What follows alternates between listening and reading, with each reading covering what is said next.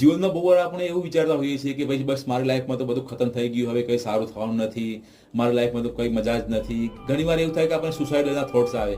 મને ઘણીવાર તકલીફ આપણી શું હોય છે કે આપણે એવું વિચારતા હોઈએ છીએ કે આપણી લાઈફ જે છે ને, આપણે હંમેશા અહીંયા 500 વર્ષ કે 1000 વર્ષ સુધી અહીંયા ધરતી પર રહેવાના છીએ, પણ એવું નથી. તમે વિચારો કે અહીંયા આપણે કેટલા દિવસ કે કેટલા વર્ષો રહેવાના છીએ અહીંયા.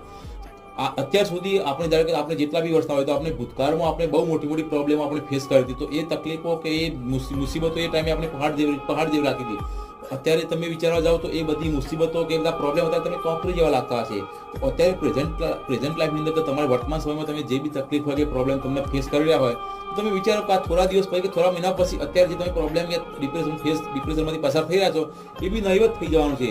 દિવસ હોય તો રાત આવે છે, રાત હોય તો દિવસ આવે છે, સુખ હોય તો દુઃખ આવે છે, દુઃખ હોય તો સુખ આવે છે. આ જીવનનો ક્રમ છે. તો હંમેશા એક બેલેન્સ બનાવીને ચાલો કે સુખમાં સલકાવો નહીં, દુઃખમાં વધારે દુઃખી ના થાઓ.